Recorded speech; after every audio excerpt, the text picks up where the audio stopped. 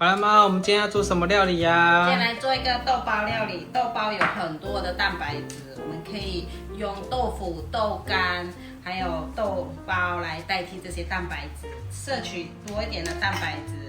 今天我準備4片，有先退冰了，退冰之後就給它切成條狀。我切的是比較寬一點的條狀，然後再切成一半，这樣就可以有很多了，豆包就好了。来煮一個番茄醬汁，豆包炒番茄。番茄準備1顆，頭去掉。番茄就切成不規則形狀，我覺得這樣子切也比較快。形狀也會比較漂亮，因為我這顆番茄很大顆，所以它量切起來是很多的。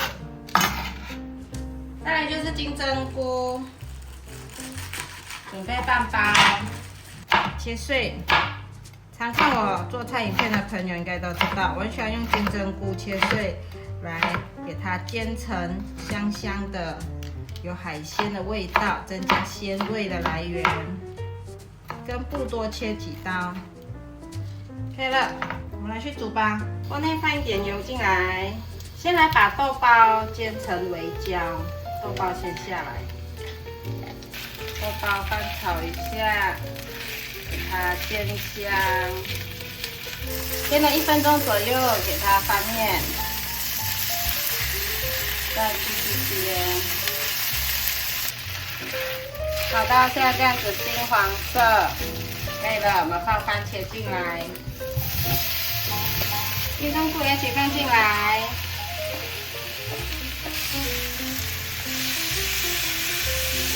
把番茄炒軟，金針菇炒出鮮味。炒到番茄像這樣子變軟的程度，就可以翻豆包也一起翻過來，一起炒，然後來調味，番茄醬、黑胡椒粉半茶匙。鹽1茶匙，糖1茶匙，趕快翻炒。好，加一點水進來。好香啊！你不要來試試，要仔細的水。翻炒。如果是番茄炒豆腐，水就不用那麼多，因為豆腐會出水，就要看狀況加水。好，現在放入毛豆，來一點綠色的、很凍的毛豆。趕快翻炒，哇，放綠色進來就很漂亮了。然後大火快炒，一直炒到所有味道融合。哇，好香哦！因為毛豆冷凍了，所以大家可以多炒一下，要不然就是先拿出來解凍。好，現在所有味道都融合，可以起鍋了，很香哦。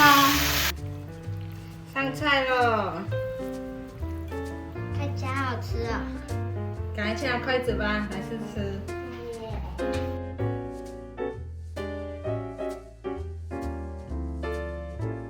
來試吃啦！好好吃哦，甜甜鹹鹹，帶點番茄的酸味。很好吃哦。豆包就是很香，我很喜歡把豆包煎得香香的。如果要做滑蛋呢，又是另外一種做法。不要煎得焦焦的，要嫩嫩的去煮，煎姜黄。好吃。这个番茄很軟。對啊。好好吃哦。毛豆，我覺得豆包最好吃。你看焦焦的，好好吃哦。豆包是百搭的。豆包百搭，煮酸甜的、煮鹹的都可以。超好吃哦！或者是煎一煎啊，撒椒鹽粉，這樣子也可以，很簡單，就是可以補充到這個蛋白質。